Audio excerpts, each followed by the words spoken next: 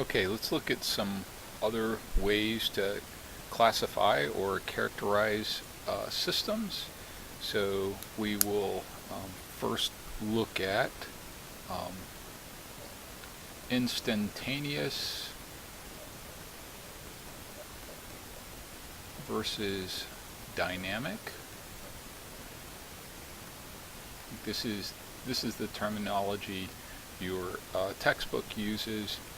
An instantaneous system is also known as a memoryless system,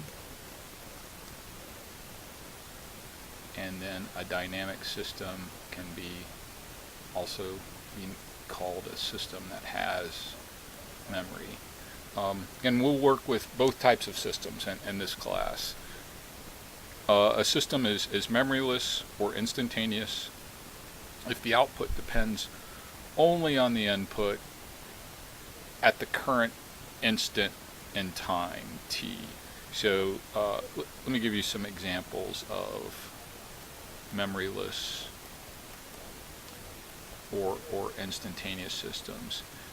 So for example, if the output depends only on is 3 times x of t, 3 times the current input. This would be an example of a memoryless system. Okay. Another one would be y of t. The output of a system is just the square of the current input, and y of t depends only on the current input at time t. Now, systems that have memory, on the other hand, some examples would be y of t is equal to x of t minus 3. Here, y of 0 is equal to x of minus 3. Okay, so y at the current time actually depends on a past value of the input. So this is a system with memory. Now, another example of this, although it doesn't fit our standard definition of memory, would be y of t is equal to x of t plus 4, for example. Here, y at instant 0 depends on x at 4 seconds, so the output depends on a future value of input. So this is also a system with memory. A slightly more complex example would be one where we're integrating, in this case maybe from minus infinity to t, actually just an integral over any interval. But here, y of dt, we have to know values of the input at past times, from all the way back to minus infinity up to the current time, in order to do this integration. So this would also be a system that has memory. Most systems we work with actually have memory or are dynamic systems. For example, electrical systems with capacitors or inductors actually have memory because of that integral relationship between current and voltage. The only purely memoryless circuits that you would work with are circuits that are purely resistive. Okay. So again, we'll work with both types of systems, but certainly systems with memory are more common and more interesting. Okay. Another classification that's related to this concept of memory is a causal versus a non-causal system. Okay, now this isn't quite as strict as the memory definition. A causal system is one in which the output depends only on current or past values of the input. So again, it's probably easiest to define just by giving a few examples. For example, I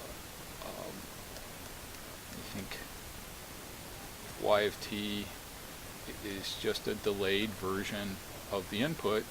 This is a causal system. Okay, it has memory, but it is causal. The output depends on a previous value of the input. The output at t equal 1 is equal to x of, I plug in t equal to 1 here, x of minus 2. That's a previous version of a previous value of the input. Another slightly more complex example would again be this integral minus infinity to t of x of tau d tau. Again, here I'm integrating over all past time up to the current time, and so to compute the output, I need to only know past values of the input. So this is a causal system also. Okay. Examples of non-causal systems would be, for example, y of t is x of t plus 3. Here the current output depends on a future value of the input, so this would be a non-causal system. Another one would be, if I just change the integration above slightly, integration from minus infinity to t plus 2, for example. Okay. Here I have to know the input not only overall past time, but also 2 seconds into the future. Notice I'm integrating from, if t is 0, I have to integrate from minus infinity all the way up to 2 seconds into the future. So this would be a non-causal system. So again, we'll work mathematically with both types of systems in this course, both causal and non-causal systems. But I will point out that all physical systems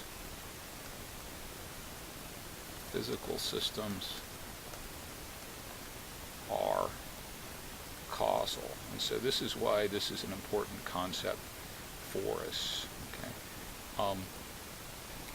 Okay, we can't build a practical or physical system whose output depends on a future value of the input. It would be a system that has to predict the future. It would be like a doorbell that rang before someone even approaches the house. So again, mathematically, we'll work with both types of systems in this course, but any physical system we could build would actually be a causal system. Another classification we can make is invertible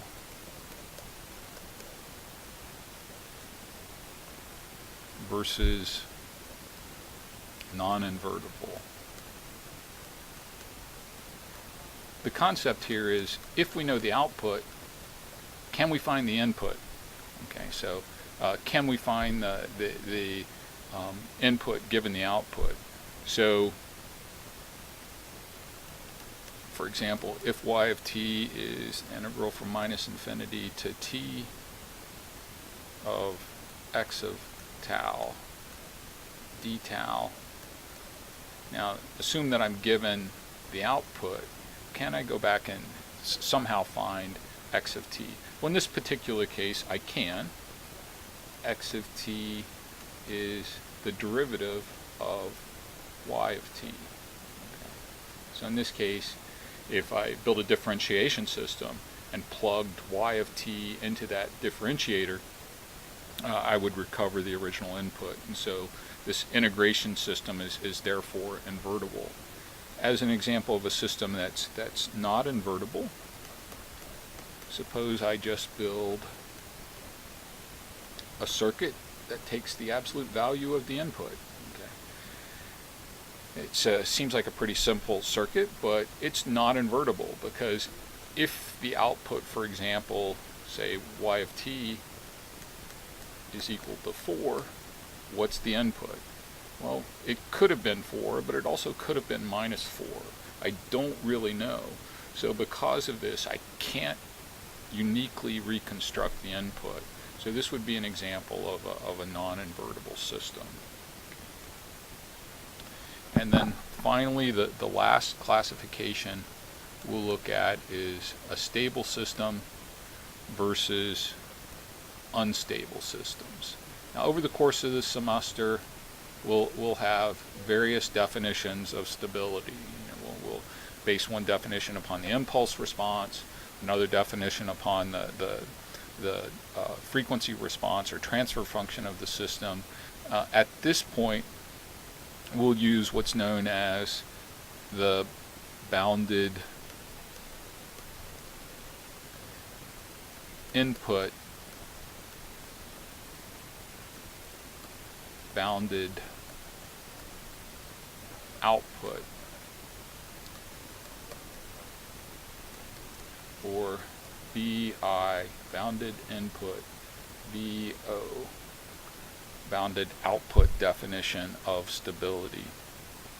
And this definition says that a system is stable, that if x of t is less than some upper limit m, I'll call it m1, then y of t, the output of the system, must also be bounded or less than some other limit m2. Again, we'll work with both types of systems in this class. The classic integrator doesn't actually satisfy the definition of stability. Because, for example, if x of t is a constant, y of t, as I increase this, as I integrate from minus infinity to t, y of t continues to increase without bound as t increases. So this is an example of an unstable system by this definition. And it's a very useful system, but it is unstable. A classic amplifier. So if y of t is 1,000 times x of t, it doesn't matter what x of t is, but as long as x of t is less than, say, for example, 1 volt, we know that y of t would be less than 1,000 volts. So since if x of t is bounded, then y of t would be bounded, and so this system satisfies this definition of stability. Again, later on in the course, we'll look at some other definitions based on the impulse response, and then also the frequency response, which are a little more, I think, a little easier to apply. But this BIBO definition of stability will be sufficient at this point.